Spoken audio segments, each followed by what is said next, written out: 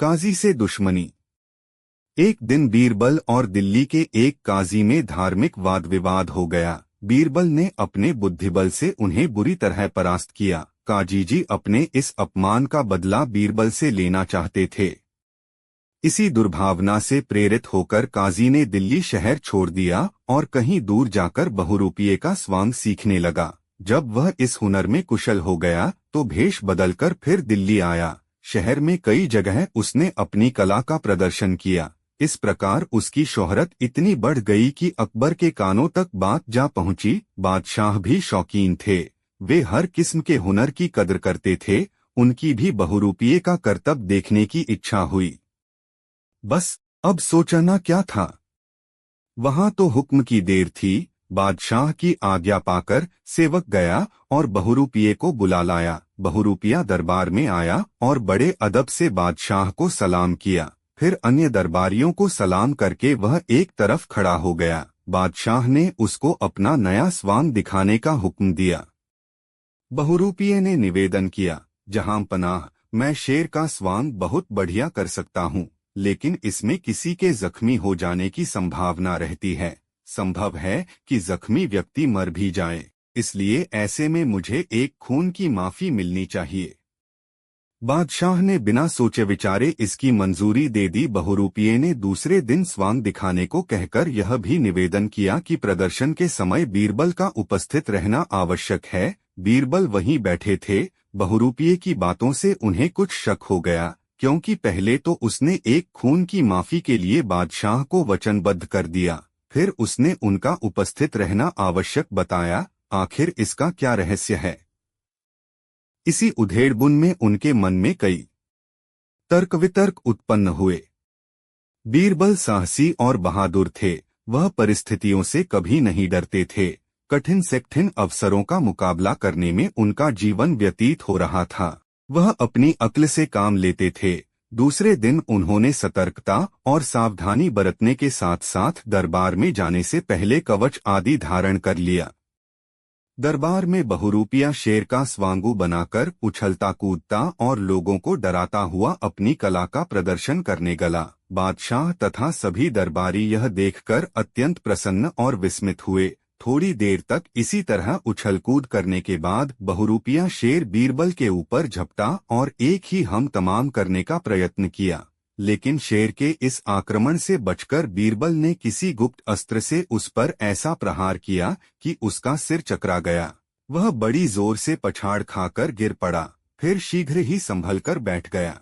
बहुरूपिये द्वारा एकाएक बीरबल पर आक्रमण से दरबार में हलचल मच गई और बीरबल की मृत्यु हो जाने की आशंका से बहुत जोर का शोर हुआ। बादशाह भी यह देखकर घबरा गए। उन्होंने सोचा कि बहुरूपिये ने जो एक खून की माफी ली थी और प्रदर्शन के समय बीरबल को उपस्थित रहने को कहा था, उसमें अवश्य कोई गहरा भेद है। बीरबल की जान लेने के लिए ऐसी बात कही होगी। बादशाह ने बीरबल को दरबार में आने का खुद ही हुक्म दिया था, इसलिए वह अधिक चिंतित थे। यदि उनकी वजह से बीरबल की हत्या हो गई होती तो सारे जीवन के लिए उनके मुख पर कालिख लग जाती। बहुरूपिये के आक्रमण से जब बीरबल का बाल भी बांका न हुआ तो बादशाह और दरबारी अत्यंत प्रसन्न हुए। बनावटी शेर के पंजे लगने से उनके कपड़े तो जरूर फट गए थे, लेकिन अंदर मजबूत कवच पहने होने के कारण उनके शरीर को कहीं चोट नहीं पहुंची थी। बादशाह ने बीरबल से पूछा, क्या तुम्हें इस आक्रमण के होने की खबर पहले से थी? बीरबल ने जवाब दिया, जी हाँ जहांपना। जब बहुरूपिये ने एक खून की माफी का आपसे वचन लिया और मेरा उपस्थित रहना भी उसने आवश्यक बताया तो मैं उसी समय ताड़ गया कि दाल में अवश्य कुछ काला है।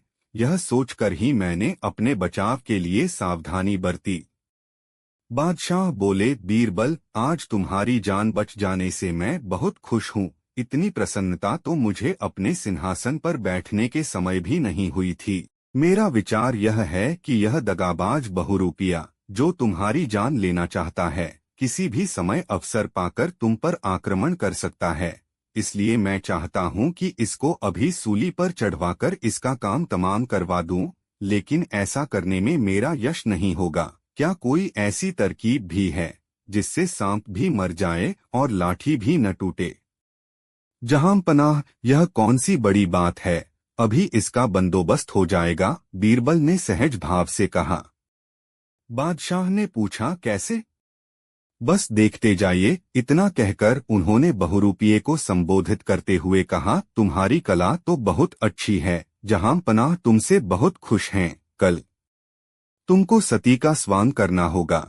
यदि इसमें तुम्हें सफलता मिली तो बहुत सा इनाम दिया जाएगा। बादशाह ने पूछा, इसने पहले जो स्वांग दिखाया है उसका क्या इनाम दिया जाना चाहिए? बीरबल ने उत्तर दिया, जहांपनाह, इसके लिए इसे साल भर के लिए दीवान का पद दिया जाना चाहिए, लेकिन शर्त यह है कि सती का स्वांग दिखाने में सफल हो जाए। तब यदि यह सफल न हुआ तो इसे फांसी की सजा मिलनी चाहिए। बादशाह तथा अन्य दरबारियों ने बीरबल के इस कथन का समर्थन किया। दीवान की पदवी प्राप्त होने के लोभ में बहुरूपिया फूला न समाया, लेकिन बीरबल की शर्त से घबरा उठा। अब वह करे तो क्या करे? वह समझ गया कि बीरबल ने बदला लेने के लिए ही ऐसा किया है।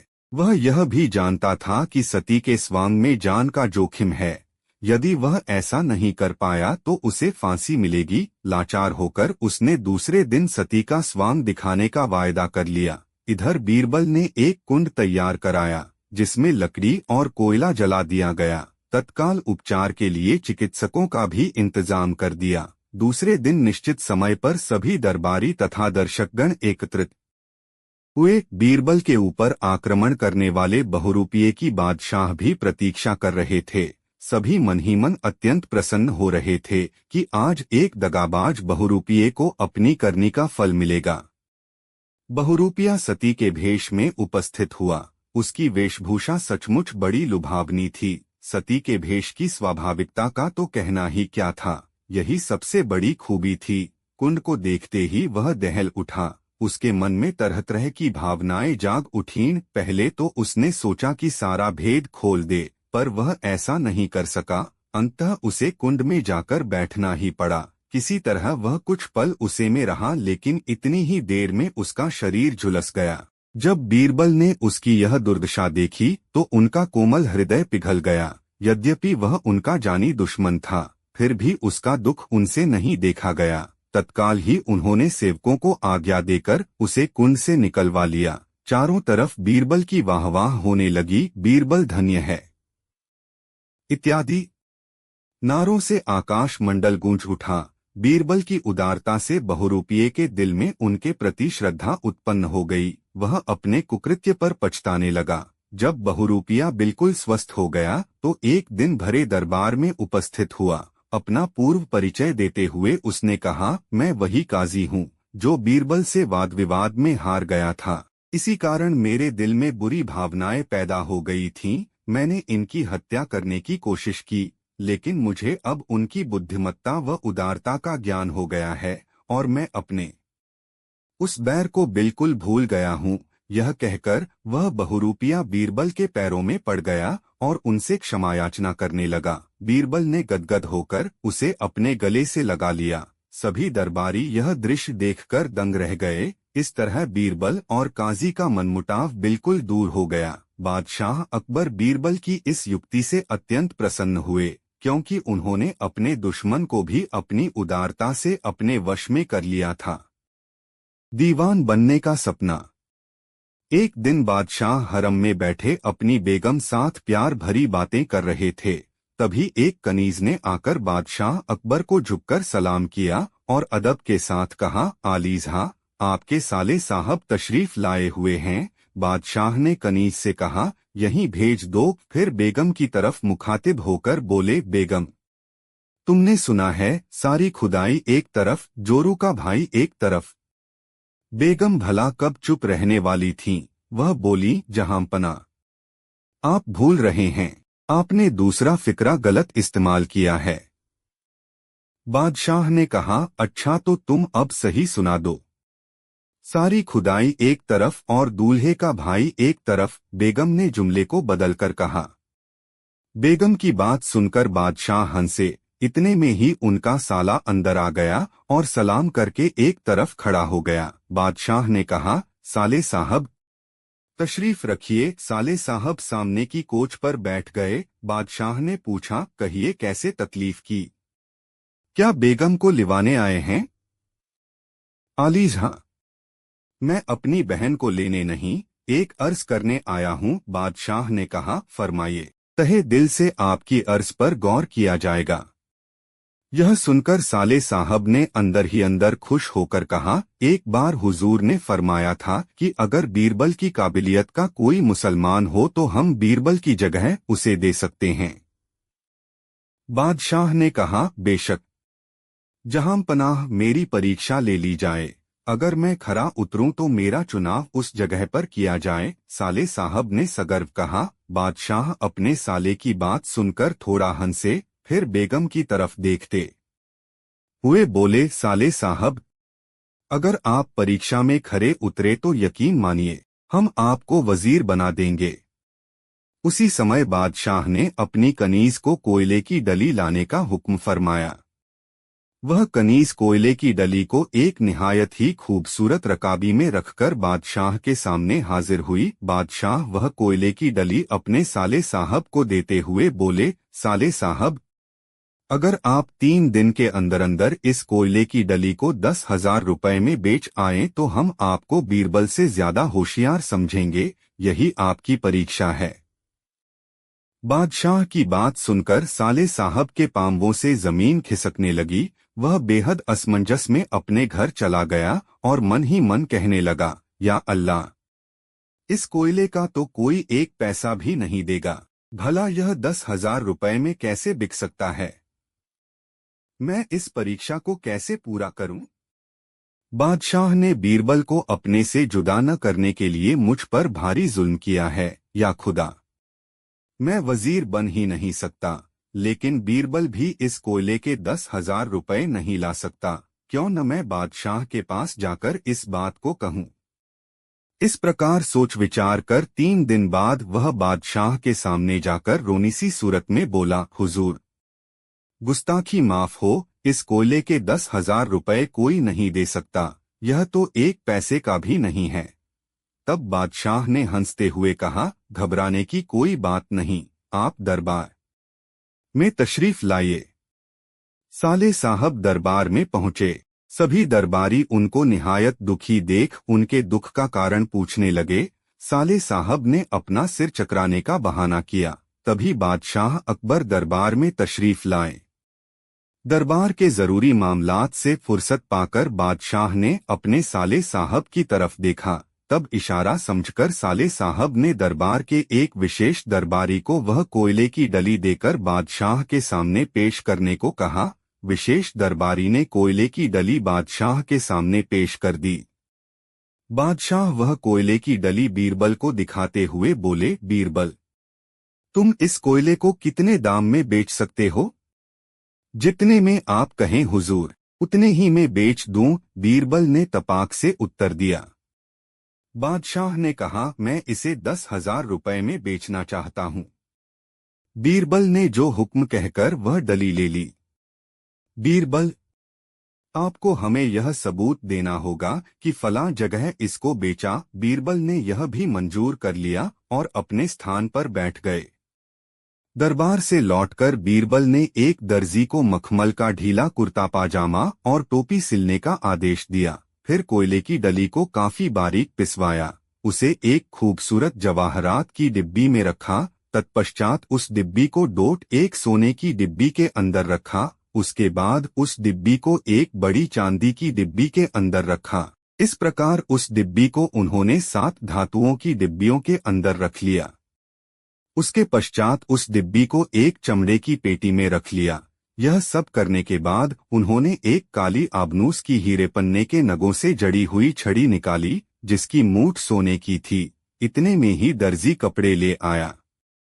उन कपड़ों में भी बीरबल ने जगह कीमती जवाहरात और नग जड़ लिए। गले में भी बेशकीमती नगों की मालाएं पहन लीं।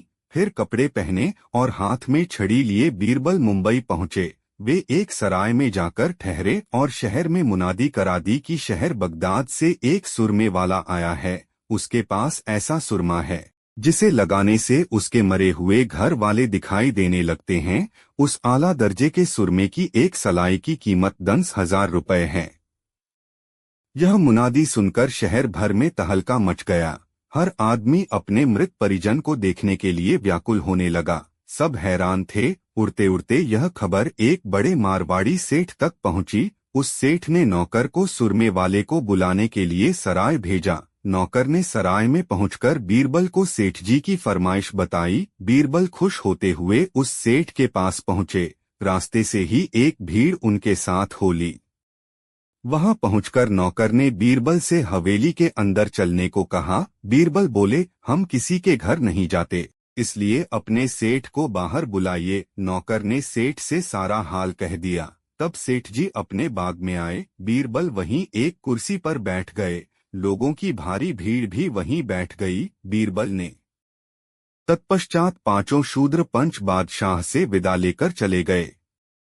बादशाह समझ गए कि बहुत सोच समझकर व होशियारी से बीरबल ने शूद्रों को अपना पंच चुना था। बादशाह की नजरों में 50 रुपए का जुर्माना कुछ नहीं था, लेकिन शूद्रों की गरीबी व परिस्थिति का ख्याल करके कि साल भर तक जी जान से परिश्रम करने के बाद भी वे 20-25 रुपए नहीं बचा पाते और उनकी दृष्टि में 50 रुपए भी बहुत ही बड़ा जुर्माना है, बादशाह दया की भावना से भर उठे। साथ ही बीरबल की चतुराई की मन ही मन तारीफ करने लगे। बादशाह बीरबल को फैसला सुनाने ही जा रहे थे, लेकिन ऐसा सोचते सोचते उन्होंने बीरबल को दंडमुक्त कर दिया। बीरबल को यह पहले ही मालूम था कि ये गरीब जातियां इतना अधिक रुपया नहीं बचा पाती जो ज्यादा जुर्माना निर्धारित कर सकें, और हुआ भी यही। इसी कारण बीरबल ने अपने न्याय के लिए शूद्रों को ही पंच बनाया था। इसमें उनका उद्देश्य यह भी था कि इस तरीके से बादशाह को निम्न जातियों की गरीबी का भी एहसास हो जाएगा। दर्पण झूठ न बोले। बादशाह अकबर के राज्य में एक धूर्त महाजन किसी न किसी को प्रायः गुप्त रूप से परेशान करता रहता था, लेकिन देखने में वह काफी भला लगता था। उसमें एक बड़ा ही विलक्षण गुण था, वह अपना रूप बड़ी होशियारी से बदल लेता था। इस कारण उसके परिचित लोग भी दंग रह जाते थे। एक बार उस महाजन ने किसी चित्रकार को अपना एक चित्र बनाने का हुक्म दिया। कुछ दिन बाद चित्रकार महाजन का बढ़िया सा चित्र बनाकर ले आया। चित्र देखकर उसने अपनी भाव मुद्राएं तुरंत बदल लीं। चित्रकार ने उसके चेहरे से अपने चित्र का मिलान किया तो उसमें बहुत अंतर पाया। लाचार होकर वह चित्र लेकर घर लौट आया।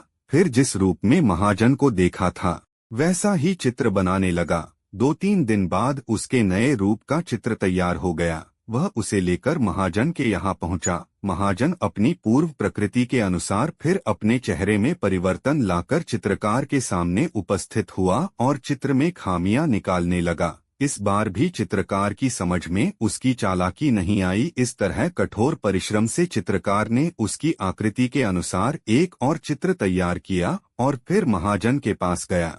लेकिन उस धूर्त महाजन ने चित्र में कई खामियां बताईं जो वास्तव में गलत थीं। अब चित्रकार की समझ में उसकी जालसाजी आ गई। चित्रकार ने जब अपना पारिश्रमिक मांगा तो महाजन ने चित्रकार को 2-4 खरी खोटी सुनाते हुए कहा, जब तक तुम मेरी असली सूरत का चित्र बनाकर नहीं लाओगे, 1 पाई भी नहीं दूंगा। चित्रकार ने सभी चित्र बड़े परिश्रम से बनाए थे। वह दुखी होकर घर वापस आया और सारा हाल अपने मित्रों से कह सुनाया। मित्रों ने उसे बादशाह अकबर के यहाँ फरियाद करने की सलाह दी। वह अपनी फरियाद लेकर बादशाह के पास पहुंचा। बादशाह अकबर ने चित्रकार से सारे चित्र मंगवाए और फिर महाजन को बुलवाया। महाजन आया तो बादशाह ने उसे सच सच बोलने का आदेश दिया। यह सुनकर महाजन बोला, सरकार, मैंने चित्रकार को अपने रूप के मुताबिक ही चित्र बनाने को कहा था, लेकिन इसने जितने चित्र बनाए हैं वे सब मेरे चेहरे से नहीं मिलते हैं। बादशाह की समझ में कुछ भी नहीं आयो। जब उन्होंने अपने आप को न्याय करने में असमर्थ पाया तो बीरबल को बुलाकर सारा मामला सौंप दिया। बीरबल ने समझ लिया कि इस महाजन को शक्ल बदलने की कला आती है, जिससे यह चित्रकार को तंग कर रहा है। इसकी और कई जालसाजियों की खबर भी उनको पहले से थी। इसलिए उन्होंने चित्रकार से कहा, देखो, महाजन की शक्ल जैसी हम देख रहे हैं, ठीक ऐसी ही शक्ल का चित्र जब तुम बनाकर हमारे पास लाओगे तो तुमको उसका पुरस्कार दिया जाएगा। यह कहकर उन्होंने दोनों को जाने की आज्ञा दे दी। फिर बादशाह को सारा हाल सुना दिया। बादशाह को बड़ा आश्चर्य हुआ।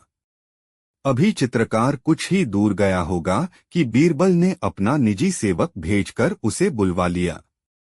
जब चित्रकार पुनः आया तो बीरबल ने उससे कहा, 2-3 दिन ठहरकर तुम बाजार से एक बड़ा शीशा खरीद लाना, जिसमें वह महाजन अपनी शक्ल अच्छी तरह से देख सके। उस दर्पण को लेकर तुम उसके मकान पर जाना और उससे कहना, आपका असली रूप इस चित्र में प्रकट होता है। वह दर्पण में अपनी शक्ल देखेगा तो जैसी शक्ल होगी वैसा ही रूप उसे दिखाई देगा। इस तरह वह परास्त हो जाएगा।